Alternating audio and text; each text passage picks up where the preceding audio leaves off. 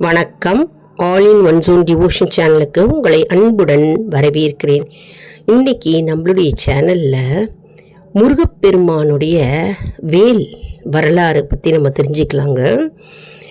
அதாவது இன்றைக்கி தேய்பிறை சஷ்டி இல்லையா, நாளைக்கு செவ்வாய்க்கிழமை முருகனுக்கே உரிய நாள். நம்ம இந்த நாட்களில் இந்த வீடியோ உங்களுக்கு கண்ணில் பட்டாலே போகிறோம், நீங்கள் பெரும் பாக்கியசாலிகள். ஏன்னா முருகப்பெருமானுடைய வேலுடைய அற்புதங்கள் மற்றும் சரித்திர கதையை பற்றி நம்ம இப்போ தெரிஞ்சுக்க போகிறோங்க. அதற்கு முன்னால் நம்முடைய சேனலை தான் ஃபர்ஸ்ட் டைம் பார்க்குறவங்களா இருந்தாலும் சரி, சப்ஸ்கிரைப் பண்ணாமல் பார்க்குறவங்களா இருந்தாலும் சரி, நம்ம சேனலை சப்ஸ்கிரைப் பண்ணிக்கோங்க. கூடவே அந்த பெல் பட்டனை ப்ரெஸ் பண்ணிக்கோங்க. ஆல் என்கின்ற ஆப்ஷனையும் ப்ரெஸ் பண்ணிக்கோங்க. அப்போ தான் நான் போடுற வீடியோஸ் எல்லாம் உங்களுக்கு உடனுக்குடன் நோட்டிஃபிகேஷனில் மிஸ் பண்ணாமல் தெரிய வரும். சரி, வாங்க இப்போ வீடியோக்குள்ளே போகலாம். அதாவது முருகப்பெருமானுடைய வேல் அவ்வளவு சக்தி வாய்ந்தது அப்படின்னு நம்ம எல்லாருக்கும் தெரியும் இல்லையா. முருகப்பெருமானுடைய வேலுடைய வரலாறை பற்றி நம்ம சொல்லணும்னா சொல்லிக்கொண்டே போகலாம். அதற்கு நமக்கு நேரமே போராதுங்க. அவ்வளவு வரலாற்று கதை சிறப்பு இருக்கிறது. இன்றைக்கி நம்ம முருகப்பெருமானுடைய வேல் அதிசயங்கள், அற்புதங்கள் மற்றும் வரலாற்று சிறப்பு கதையில் ஒரு பகுதி நம்ம இன்றைக்கி பார்க்கலாம். அதாவது பிரம்மதேவரை சிறை பிடித்த முருகப்பெருமானுடைய வேல் சக்திகள், வேல் வரலாறு பற்றி நம்ம இன்றைக்கி முழு விவரமாக பார்க்கலாங்க. அதாவது பிரம்மதேவர் படைப்பு கடவுள் அப்படின்னு நம்ம எல்லாருக்கும் தெரிந்த ஒன்று. அப்படி இருக்கும்போது ஓம் என்கின்ற பிரணவ மந்திரத்தின் பொருள் என்ன அப்படின்னு முருகப்பெருமான் பிரம்மதேவரிடம் கேட்டபோது பிரம்மா என்ன செய்தாராம், மிகுந்த அகந்தையுடன் இருந்தாராம். பின்னர் முருகப்பெருமான் என்ன செய்தாராம், பிரம்மதேவரை சுவாமி மலையில் தண்டித்து சிறையிலிட்டாராம். மற்றும் ஓதி மலை அப்படின்ற அந்த இடத்திலும் அவரை சிறையிலிட்டாராம் தண்டித்து. ஏன்னா ஓம் என்கின்ற மந்திரத்தின் அர்த்தம் என்ன, பொருள் என்ன அப்படின்னு தெரியாமல் பிரம்மதேவர் அகந்தையுடன் இருந்தாராம். அதை கண்டதும் முருகப்பெருமான் அவரை தண்டித்து சிறையில் அடைத்தார். இந்த வரலாறு சில பேருக்கு தெரிஞ்சிருக்கும், சில பேருக்கு தெரியாமல் இருக்கும் இல்லையா. அற்புதமான முருகப்பெருமானுடைய வேல் வரலாற்று சிறப்பு இதுங்க. இப்போது பிரம்மதேவர் எப்படி அகந்தையாக இருந்தார் அப்படின்னு நம்ம பார்க்கலாம். அதாவது ஒரு முறை பிரம்மதேவர் கைலாயத்திற்கு சென்று சிவபெருமானை தரிசனம் செய்வதற்காக வந்தாராம். அப்போது அகந்தையுடன் முருகப்பெருமானை கண்டு கொள்ளாமல் அவர் வந்தாராம். அப்பொழுது முருகப்பெருமான் பிரம்மதேவரை அழைத்து ஓம் என்ற பிரணவத்தின் மந்திரத்தின் அர்த்தம் என்ன அப்படின்னு முருகப்பெருமான் பிரம்மதேவரிடம் கேள்வி கேட்டாராம். அதற்கு பிரம்மதேவர் எனக்கு தெரியாது அப்படின்னு கூறிவிட்டு தலையை கீழே குனிந்தாராம். அப்போது முருகப்பெருமானுக்கு மிகுந்த கோபம் வந்ததாம். அதாவது பிரம்மதேவர் உலகத்தை படைக்கிறவர் இல்லையா, படைக்கும் தொழிலில் ஈடுபட்டிருக்கிறவர். அவர் இந்த படைப்பதற்கே அவருக்கு ஒரு அருகதையற்றவர் என்று கூறி முருகப்பெருமான் என்ன செய்தாராம், பிரம்மதேவரின் 4 முகத்திலும் தலையில் 4 முகத்தலையில் குட்டினாராம். பின்னர் பிரம்மதேவரை சிறையில் அடைத்தாராம். 4 முகத்தலையிலையும் குட்டி அவரை சிறையில் அடைத்தாராம் முருகப்பெருமான்.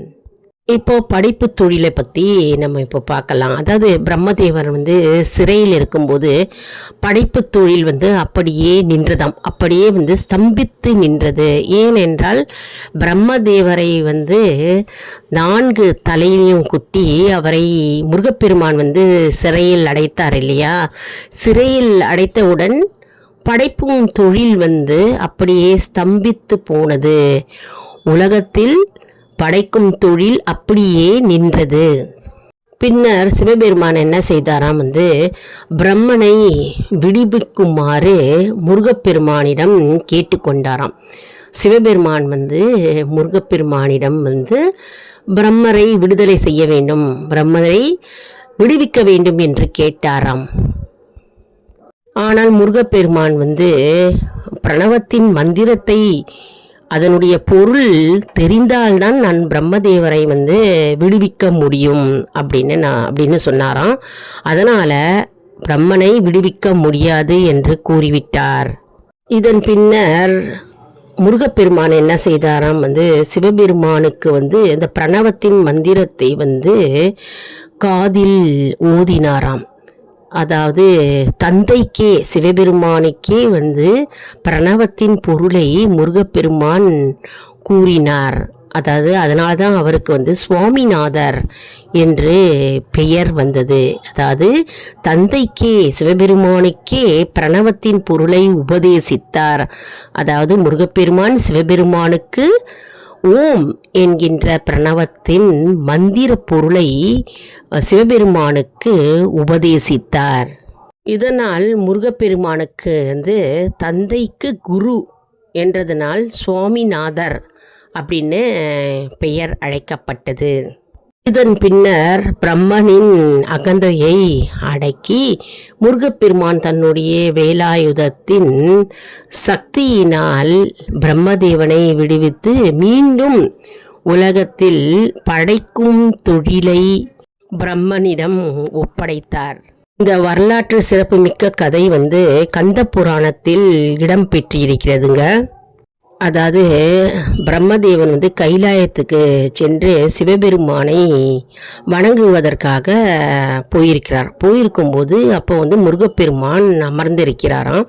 அப்போது முருகப்பெருமானை வந்து வணங்காமல் இவர் சிறு பிள்ளைதானே அப்படின்னு அவரை கவனிக்காம வணங்காம அகந்தையுடன் போயிருந்தாராம். போகும்போது அப்போ முருகப்பெருமான் வந்து பிரம்மனை கூப்பிட்டு இந்த கேள்விகளை கேட்டு சிவனும் முருகனும் ஒன்றுதான் அப்படின்ற கருத்தை வந்து பிரம்மாவிடம் தெரியப்படுத்தினாராம். அதாவது சிவனும் முருகனும் வேறு வேறு அல்ல என்று பிரம்மன் உணர வேண்டும் அப்படின்றதுக்காக முருகப்பெருமான் வந்து ஓம் என்ற பிரணவ மந்திரத்தின் அர்த்தம் என்ன அப்படின்னு பிரம்மதேவரிடம் கேட்கும்போது பிரம்மதேவன் தெரியலை அப்படின்னு சொல்லியிருக்காரு. உடனே வந்து அவரை வந்து தலையில் கொட்டி அவரை வந்து சிறைப்பிடித்திருக்கிறார் முருகப்பெருமான். பின்னர் வந்து சிவபெருமானுக்கு வந்து ஓம் என்கின்ற பிரணவ மந்திரத்தின் அர்த்தத்தை வந்து முருகப்பெருமான் வந்து தந்தைக்கே சிவபெருமானுக்கே உபதேசித்த ஒரு அற்புதமான வரலாற்று கதைங்க இது. பிரமாதமாக இருக்குது பாருங்கள், அற்புதமான வரலாற்று கதை. முருகப்பெருமானின் வேல் சக்தியினால் வேலை கொண்டு பிரம்மனை பின்னர் வந்து விடுதலை செய்தார். மீண்டும் படைப்பு தொழிலை அவரிடம் ஒப்படைத்தார். இதுதாங்க கதை, முருகப்பெருமானின் வேலாயுத கதை. அதாவது பிரம்மனை சிறை பிடித்த வரலாறு, முருகப்பெருமானுடைய வேல் வரலாறு நம்ம எல்லாரும் இன்றைக்கி தெரிஞ்சுக்கிட்டோம் இல்லையா. இந்த வீடியோ மூலமாக பிரம்மனை வந்து எப்படி பிரம்மதேவர் வந்து சிறையில் அடைந்தார் மற்றும் வந்து எதற்காக சிறையில் அடைந்தார் மற்றும் வந்து முருகப்பெருமானுடைய வேல் சக்தி என்ன, முருகப்பெருமானுடைய வேலாயுதத்தின் சக்தியினால் சிறை பிடிக்கப்பட்ட பிரம்மன் வந்து எப்படி விடுதலை ஆனார் அப்படின்றத நம்ம முழு விவரமாக தெரிஞ்சுக்கிட்டோம் இல்லையாங்க. அற்புதமான வரலாற்று கதைங்க. முருகப்பெருமானுடைய வேல் வரலாறு கதையை நம்ம கேட்டாலே நமக்கு வந்து புண்ணியம். நமக்கு இன்றைக்கி அதுவும் நம்ம சஷ்டி தின நாள் இல்லையா, நம்ம கேட்கும்போதே காதால் கேட்டாலே போதுங்க. மற்றும் வந்து நம்ம கந்த புராணத்தில் படிக்கும்போது பிரம்மதேவர் சிறைப்பட்ட கதையை படிக்கும்போது அவ்வளவு சுவாரஸ்யமாக அற்புதமாக இருக்குங்க. நம்ம சேனலை மறக்காமல் சப்ஸ்கிரைப் செஞ்சுட்டு பாருங்கள். யாரெல்லாம் பார்க்குறீங்களோ அப்போ தான் உங்களுக்கு உடனுக்குடன் நோட்டிஃபிகேஷனில் எல்லா வீடியோஸும் உங்களுடைய மொபைலில் வந்து சேருங்க. இந்த வீடியோவுக்கு வந்து ஒரு லைக் கொடுங்க. இதை மற்றவர்களுக்கும் ஷேர் செய்யுங்க. அதாவது நிறைய பேர் தெரியாதவங்க இருப்பாங்க இல்லையா, இதன் மூலம் அவர்கள் பலன் அடைவார்கள். அந்த பலன் என்ன ஆகும், நமக்கு தானாகவே பலன் வந்து சேரும். யாம் பெற்ற இன்பம் இவ்வையகம் பெற வேண்டும். மற்றும் நம்முடைய ஆல் இன் ஒன் ஜோன் அன்பர்களுக்கு ஒரு அன்பான வேண்டுகோள். நம்முடைய கம்யூனிட்டி போஸ்ட்டில் கேள்வி பதில் நேரம் வருங்க. அந்த கேள்விகளுக்கு பதில் தாங்க. இதன் மூலம் நம்முடைய ஆன்மீக பயணம் எப்படி இருக்கிறது என்பதை நம்ம தெரிந்து கொள்ளலாம் இல்லையா. இது வந்து சப்ஸ்கிரைப் செய்தவர்களுக்கு மட்டுமே தெரிய வருங்க. அதனால் நம்முடைய சேனலை மறக்காமல் சப்ஸ்கிரைப் செய்து கொண்டு பாருங்கள். அடுத்த வீடியோவில் வேறொரு தலைப்புடன் உங்களை வந்து சந்திக்கிறேன். நன்றி, வணக்கம்.